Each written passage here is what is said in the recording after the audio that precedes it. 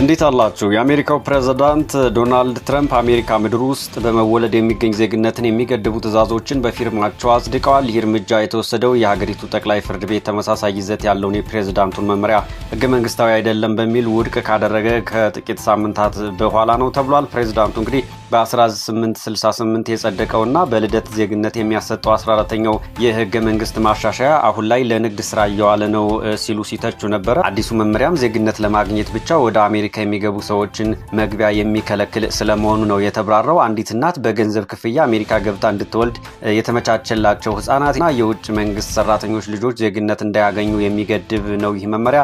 ይህ ብዙ ጉዳት ያመጣል ተብሎ ነው የሚታሰበው። ጉዳዩን በዝርዝር ልንነግራችሁ ነው። ቪዲዮ ላይክ፣ ቻናሉን ሰብስክራይብ እያደረጋችሁ አብራችሁን ቆዩ። መቼም የአሜሪካው ፕሬዝዳንት ዶናልድ ትራምፕ ጉዳይ ተነግሮ የሚያልቅ አይደለም። ብዙ ልዩ የሆኑ እንግዲህ ያልተሰሙ ከዚህ በፊት ይሆናሉ ተብሎ የማይገመቱ ውሳኔዎችን ሲያሳርፉ ነው የምናውቃቸው። አሁን የፈረሙት ውሳኔም የሀገሪቱን ጠቅላይ ፍርድ ቤት ውሳኔና የህገ መንግስቱን ድንጋጌ የሚጥስ ነው። በትውልድ ቦታ የሚገኝ የዜግነት መብትን መገደብ በሪፐብሊካኑ ፕሬዝዳንት የኢሚግሬሽን ማዕቀብ ውስጥ ዋነኛ ቅድሚያ የሚሰጠው ጉዳይ ነው። እንግዲህ ዋይት ሀውስ በተለይም ነፍሰ ጡር የውጭ ሀገር ዜጎች ልጅ ለመውለድ ወደ አሜሪካ የሚጓዙበትንና የወሊድ ቱሪዝም የሚለውን አሰራር ኢላማ ያደረገ ነው። ይህ አዲስ የእርሳቸው የፈረሙት መመሪያ ማለት ነው። ትራምፕ እንግዲህ በቅርቡ በጉዳዩ ላይ በጠቅላይ ፍርድ ቤት የደረሰባቸውን ውድቀት ወይም ተቃርኖ ተከትሎ ኮንግረሱ እርምጃ እንዲወስድ ጥሪ አቅርበው እንደነበር ይታወሳል። ነገር ግን አሁን የፖሊሲ አቅጣጫ የሚያስቀምጡትን የስራ አስፈጻሚ ትዕዛዞች ፈርመዋል ማለት ነው። የዋይት ሀውስ አማካሪ ስቲፈን ሚለር እንግዲህ በኦቫል ኦፊስ በተካሄደ ፊርማ ስነስርዓት ላይ ይህ የወሊድ ቱሪዝም አሰራር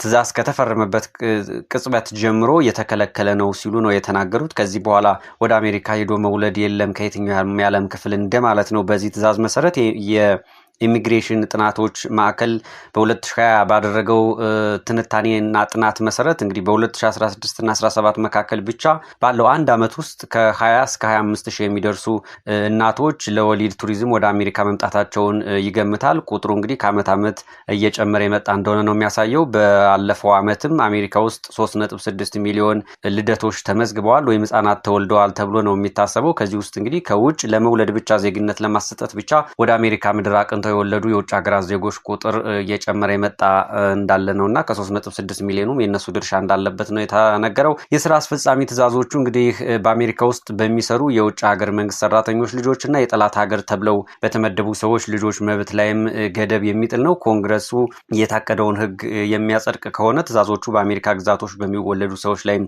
ተጽዕኖ ይኖረዋል ነው የሚሉት ዘገባዎች። የትራምፕ አዳዲስ ትዕዛዞች የህግ ተፎካካሪነት ሊገጥማቸው ወይም ተቃውሞ ሊገጥማቸው ይችላል። ይሄ ከዚህ በፊትም የመጣ ነው። የህግ ባለሙያዎች የጠቅላይ ፍርድ ቤቱን ውሳኔ ግምት ውስጥ በማስገባትም እነዚህ የስራ አስፈጻሚ ትዕዛዞች ምን ያህል ተጽዕኖ ሊኖራቸው እንደሚችል ግልጽ አይደለም የሚል መከራከሪያ እያቀረቡ ነው የሚገኙት። አሁንም የስደተኞች መብት ተሟጋቾች ደግሞ የከፍተኛውን ፍርድ ቤት ውሳኔ ለማሸሽ የተደረጉ ሙከራዎች ናቸው በትራምፕ በኩል እየተደረጉ ያሉት የሚል ሀሳብ አላቸው። የአሜሪካ የሲቪል መብቶች ህብረትም እንደዚሁ ትዕዛዙ በፍርድ ቤት ውድቅ እንደሚሆን ያለውን እምነት ገልጿል ማለት ነው። ከ5 ሳምንታት በፊት ጠቅላይ ፍርድ ቤቱ በትውልድ ቦታ የሚገኝ የዜግነት መብት በፕሬዝዳንት ፍላጎት የሚቀያየር አይደለም ሲል አሳውቆ ነበር።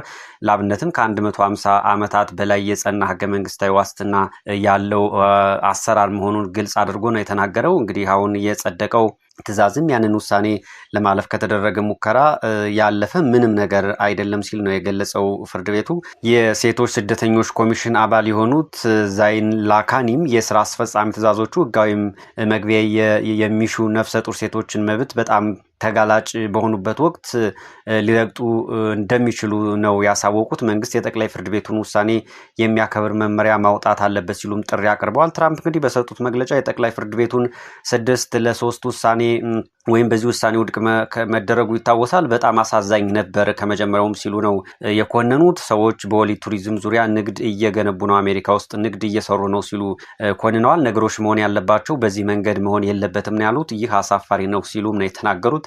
ወደ ሀገራችን ለመግባት ገንዘብ እየከፈሉ ነው፣ እናም ይህ እንዲቀጥል በፍጹም አልፈቅድም ሲሉ ነው የተናገሩት ቃል በቃል። ትራምፕ እንደ አውሮፓውያን አቆጣጠር በ2025 በስልጣን የመጀመሪያ ቀናቸው ያወጡት እንግዲህ የቀደመው የስራ አስፈጻሚ ትዕዛዝ ወላጆቻቸው የአሜሪካ ዜጋ ወይም ደግሞ ህጋዊ የቋሚ ነዋሪነት ወይም ግሪን ካርድ የሌላቸው ከሆነ በአሜሪካ ውስጥ ለሚወለዱ አካላት ዜግነት እንዳይሰጡ መመሪያ አስተላልፈው እንደነበርም የሚዘነጋ አይደለም። ይህም እንግዲህ በህገወጥ ወይም ደግሞ በጊዜያዊነት በሚኖሩ ስደተኞች ህጻናት ላይ እገዳ ጥሎ የቆየ ነው ማለት ይቻላል። ያም ሆነ የጠቅላይ ፍርድ ቤቱ ዋና ዳኛ ጆን ሮበርትስ በሰጡት ውሳኔ 14ኛው ማሻሻያ አዘጋጆች ያንን ቃል ኪዳን በሀገሪቱ ውስጥ ለሚወለድ ማንኛውም ነፃ ሰው እንደሰጡት ጽፈዋል። ዜግነት ያኔም ሆነ አሁን የመብቶች ባለቤት የመሆን መብት ነው ጉዳይ ነው። በፖለቲካዊ ማህበረሰባችን ውስጥ በነፃነት የመሳተፍ መብት ያንን ቃል ኪዳን ዛሬም የሚጠብቅ ነው፣ ሊፈርስ አይችልም ሲሉ እንግዲህ ሮበርትስ ተናግረዋል፣ አሳውቀዋል አቋማቸውን። የ14ኛው ማሻሻያ የዜግነት አንቀጽ በመባል የሚታወቀው ድንጋጌም እንዲህ ነው የሚለው። በነገራችን ላይ በአሜሪካ ውስጥ የተወለዱ ወይም የዜግነት መብት የተሰጣቸውና ለግዛቱ ሕግ ተገዥ የሆኑ ሰዎች ሁሉ የአሜሪካና የሚኖሩበት ክፍለ ሀገር ዜጎች ናቸው ሲል ነው የሚገልጸውና የአሁኑ የትራምፕ መመሪያ ይህን የሚጥስ ነው። ለማንኛውም ትራምፕ የፈረሙት በመወለድ የሚገኝ ዜግነት የሚከለክለው ውሳኔ ጉዳቱ ምን ቢሆን ነው የሚል ሀሳቦች ሊነሱ ይችላሉና እንግዲህ ብዙ ጉዳት አለው። ቀደም ብለን መግቢያችን ላይ እንዳልነው አንደኛ በህገወጥ ወይም በጊዜያዊ ቪዛ አሜሪካ ውስጥ በሚኖሩ ወላጆች የሚወለዱ ህጻናት የአሜሪካን ዜግነት ሊያጡ ይችላሉ። እናም የነሱ ወላጆች ሀገር ደግሞ በውጭ የተወለዱ ልጆችን የማይቀበል ከሆነ ህጻናቱ የትኛውም ሀገር ዜግነት አግኝተው ማደግ የማይችሉበት ሁኔታ ይፈጠራል ማለት ነው። ይህ ጥሩ አይሆንም ለነሱ። ከዛ ውጭ ዜግነት የሌላቸው ህጻናት በማህበራዊ ዋስትና፣ ነፃ የህዝብ ትራንስፖርት፣ የጤናና ሌሎች የመንግስት ድጋፎችን ለማግኘት አይችሉም፣ ይቸገራሉ። ይህም ለከፍተኛ ደህንነትና የጤና አደጋ ሊያጋልጣቸው ይችላል የሚሉ ትንታኔዎች አሉ። ሌላው የሰብአዊ መብት ተጋላጭነት ሊኖር ይችላል ተብሎ ይታሰባል። በተለይም ነፍሰ ጡር የሆኑ ጥገኝነት ጠያቂዎችና ስደተኞች ህጋዊ ጥበቃ እንዳያገኙ በማድረግ በህይወታቸው እጅግ አሰቃቂና ተጋላጭ በሆነበት በእነዚህ ተጋላጭ እንዲሆኑ የመብት ረገጣም እንዲያጋጥማቸው በር ይከፍታል የሚል ነው። እንግዲህ ህጋዊና ህገ መንግስታዊ ውዝግቦችም ሊነሳበት ይችላል። የ14ኛው ህገ መንግስታዊ ማሻሻያ መሻሻልን ሊያመጣ ይችላል። እንግዲህ ለ150 ዓመትና ከዛ በላይ የጸናውና በአሜሪካ ውልደት ያገኙ ሰዎችን ሁሉ እኩል የሚያስተናግደውን ህገ መንግስታዊ መብት አደጋ ላይ የሚጥል ነው ያሁኑ የትራምፕ ውሳኔ። ይህ አሰራር ከተሸረሸረ ወደፊት ሌሎች ህገ መንግስታዊ መብቶችን በፕሬዝዳንቶች ፍላጎት ለመቀየር ሊገደዱ ይችላሉ ነው የሚባለው። የፍርድ ቤቶችና የህግ መጨናነቅም ይኖራል። ትዕዛዙን በመቃወም የሚነሱ በርካታ የህግ ክሶች በፍርድ ቤት ስርዓቱ ላይ ከፍተኛ ጫና የመፍጠር እድል ይኖራቸዋል ይባላል። ኢኮኖሚያዊና አስተዳደራዊ ጉዳዮችም ሊኖሩ ይችላሉ። እንግዲህ አዲስ የተወለደ ልጅ ወላጆች ህጋዊ ዜግነት ወይም ደግሞ ግሪን ካርድ እንዳላቸው ለማረጋገጥ የሚደረገው የመንግስት አሰራር ሰፊ ቢሮክራሲ፣ ተጨማሪ የሰነድ ማጣራትና ከፍተኛ የግብር ከፋይ ወጪ ሊጠይቅ ይችላልና የራሱ ችግር ነው ተብሎ ይታሰባል። የወደፊት የግብር ገቢ መቀነስም ይኖራል ተብሎ ነው የሚገመተው በኢኮኖሚስቶች። በሀገሪቱ አድገው ወደ ስራ ዓለም የሚገቡት እነዚህ ህጻናት ዜግነት ካልተሰጣቸው በህጋዊ መንገድ የመስራትና ግብር የመክፈል እድላቸው ስለሚቀንስ በረጅም ጊዜ በሀገሪቱ ኢኮኖሚ ላይ አሉታዊ ተጽዕኖ ያሳድራሉ ተብሎ ይታሰባል። ሌላው እንግዲህ ማህበራዊ መገለልና መከፋፈልም ይኖራል ተብሎ ነው የሚገመተው። በአሜሪካ ተወልደው አድገው ነገር ግን ምንም አይነት መብት የሌላቸው የህብረተሰብ ክፍሎች እንዲበራከቱ ሊያደርግ ይችላል። ይህም በህብረተሰቡ መካከል መገለልን፣ መድሎንና አላስፈላጊ ማህበራዊ ውጥረቶችን ያመጣል የሚሉ ግምቶች እየተሰጡ ነው። ይህን ውሳኔ ትራምፕ እንዲወስኑ እንግዲህ ያደረጋቸው ምክንያት ምንድን ነው መባሉም አይቀርም። አንደኛው የወሊድ ቱሪዝምን ማስቆም አለብን የሚል ነው። ትራምፕ ዋናውና ትልቁ ምክንያታቸው አድርገው ያቀረቡት በንግድ ደረጃ የሚካሄደውን የወሊድ ቱሪዝም ማገድ የሚል ነው። እንግዲህ ሀብታም የውጭ ሀገር ዜጎች በቱሪስት ቪዛ ወደ አሜሪካ እየመጡ በመውለድ ለልጆቻቸው የአሜሪካን ዜግነት በገንዘብ እየገዙ ለራሳቸው እየተጠቀሙ ነው የሚል አቋም አላቸው። ህጉን እንግዲህ ተገን ተደርጎ የሚደረጉ አላስፈላጊ ጉዞና የንግድ አሰራሮችን ማቆም አለብን። ይህ ከቀጠለ አስፈላጊም አይደለም፣ ጠቃሚም አይደለም የሚል ሀሳብ አላቸው። በህገወጥ መንገድ ወደ አሜሪካ የሚገቡ ስደተኞች ዋነኛ ምክንያታቸው እዚያ የሚወለደው ልጅ ዜግነት አግኝቶ ከጊዜ በኋላ ወላጆቹን ህጋዊ ያደርጋቸዋል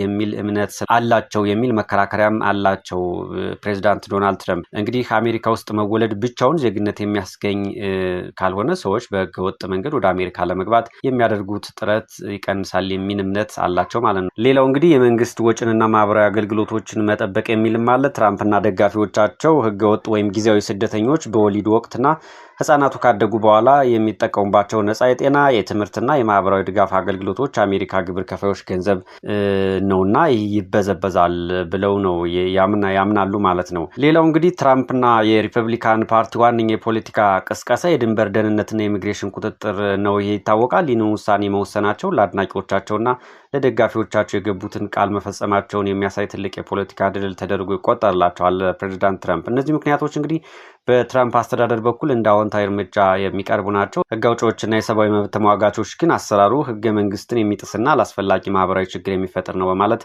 እየተቃወሙት ይገኛሉ ማለት ነው። ስለዚህ ውሳኔው ከድጋፉ ይልቅ ተቃውሞው ያመዘነ ሆኖ ነው የሚታየው። በተለይም በህግ ባለሙያዎች ዘንድ ውሳኔው በፍርድ ቤት ውድቅ እንደሚሆን ተገምቷል። ይሁን እንጂ ፕሬዚዳንት ትራምፕና ደጋፊዎቻቸው ጉዳዩን እንደገና ወደ ጠቅላይ ፍርድ ቤት በመውሰድ የቆየውን ህገ መንግስታዊ ትርጉም ለማስቀየር ያለመ ረጅም የህግ ፍትጊያ ውስጥ ገብተዋል ማለት ይቻላል። የሆነ ሆኖ የፕሬዚዳንት ትራምፕ ውሳኔ ብዙ ከተለያዩ የዓለም ሀገራት ወደ አሜሪካ ተጉዘው በመውለድ ለልጆቻቸው ዜግነት የሚያስገኙ እናቶችን የሚጎዳ ነው ማለት ይቻላል።